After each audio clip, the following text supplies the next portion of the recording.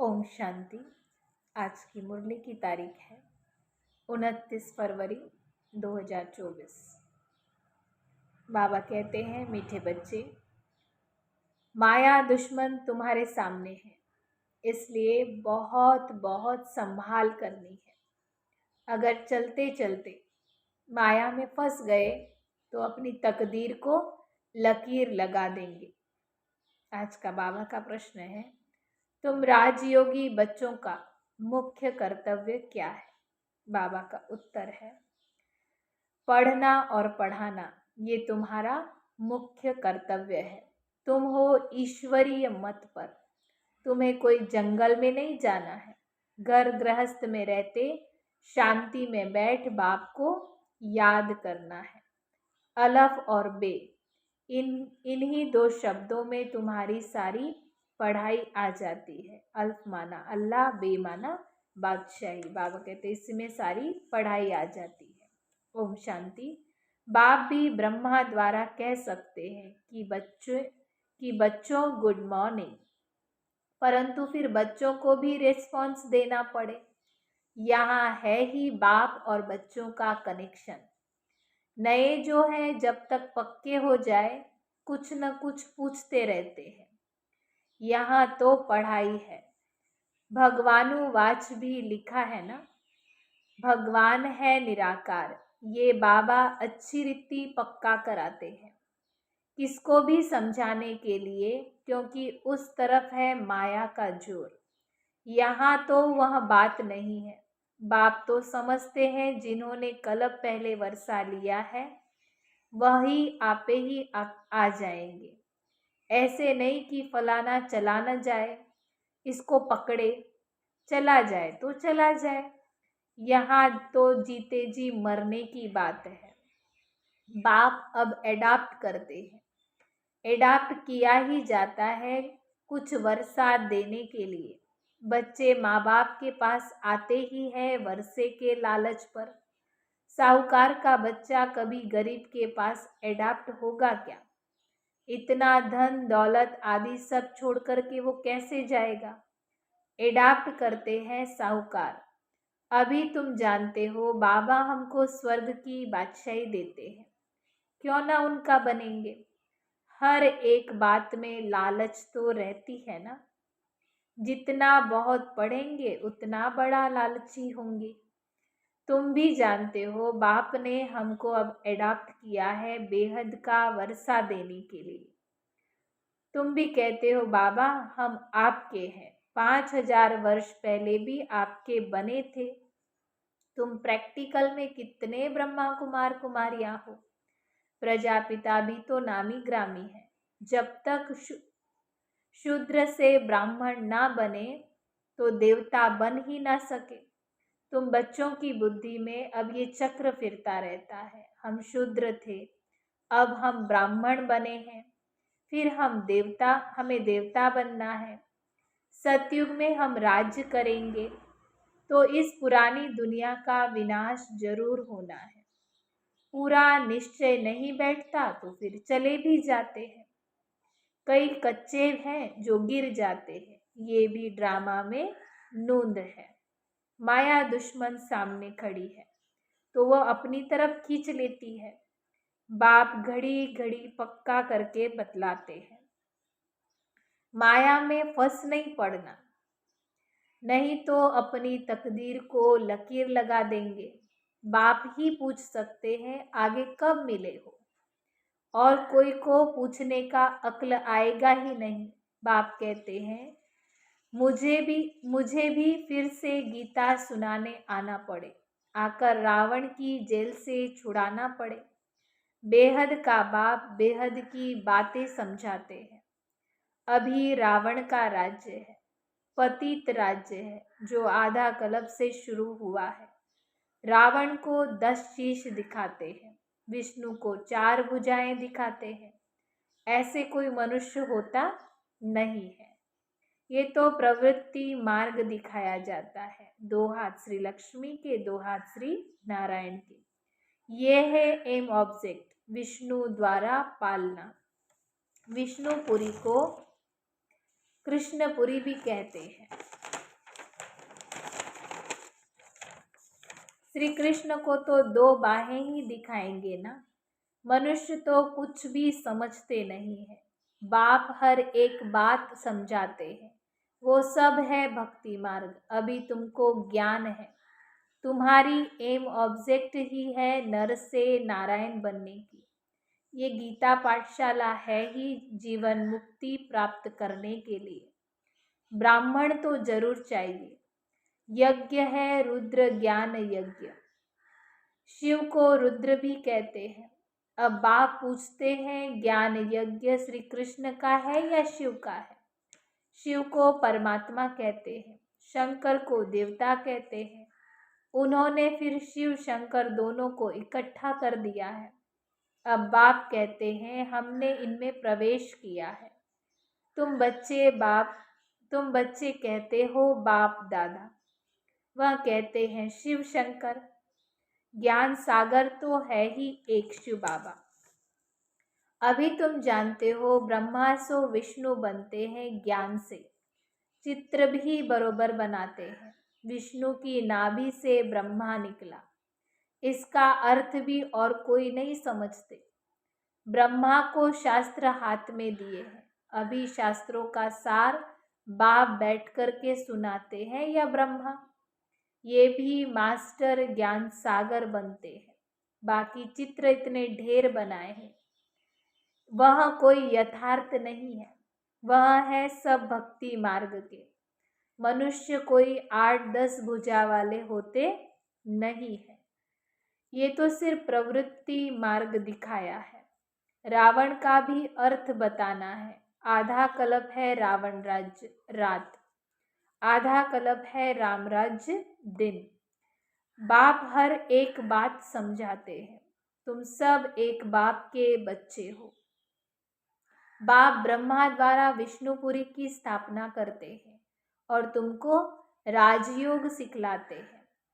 जरूर संगम पर ही राजयोग सिखाएंगे।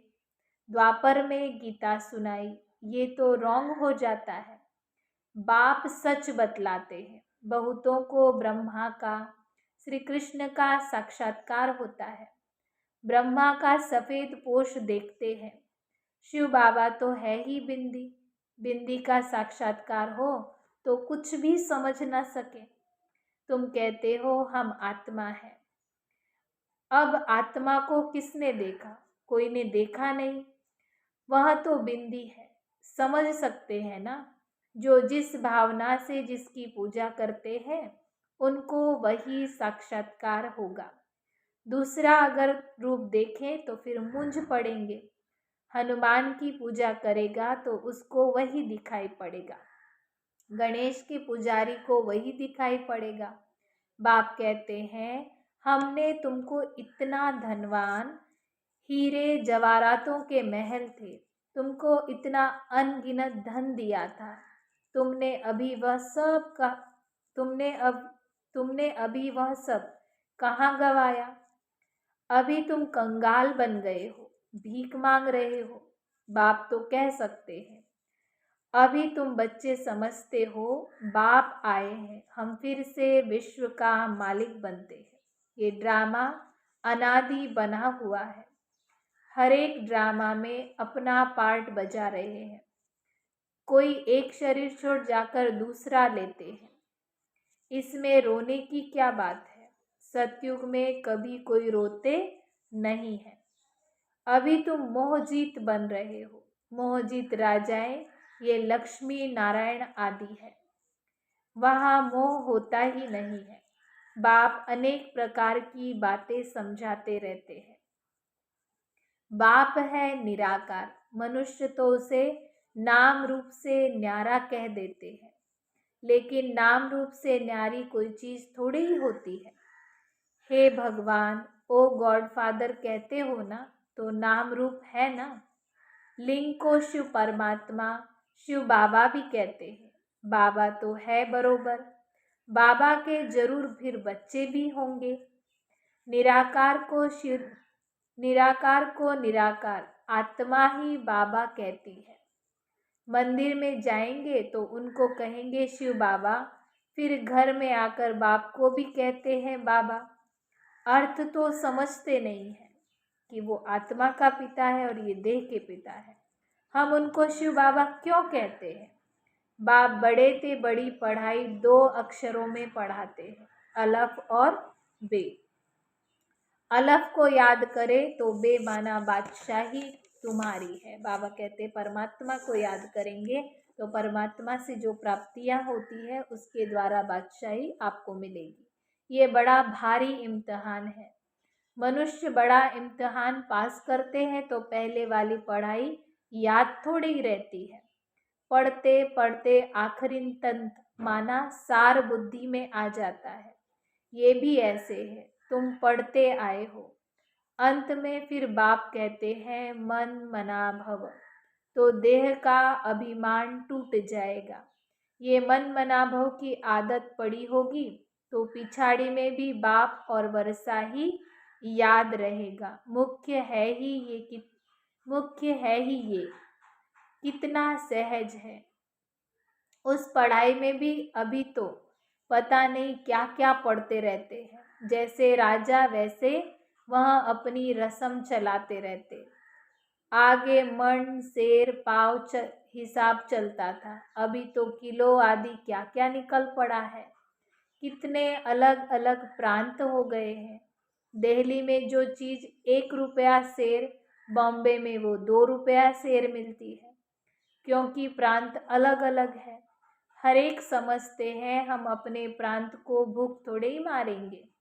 कितने झगड़े आदि होते हैं, कितना रोला होता है।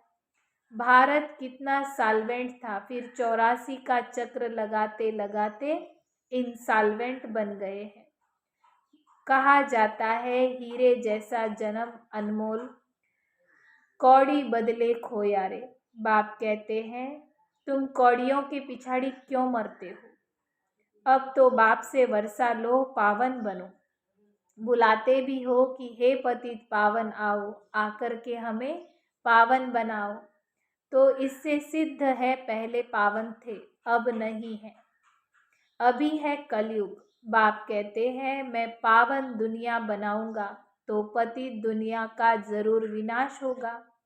इसलिए ही ये महाभारत लड़ाई है जो इस रुद्र ज्ञान यज्ञ से प्रज्वलित हुई है।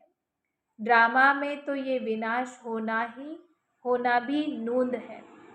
पहले पहले तो बाबा को साक्षात्कार हुआ, देखा इतनी बड़ी राजाई मिलती है तो बहुत खुश होने लगे। फिर विनाश का साक्षात्कार भी कराया।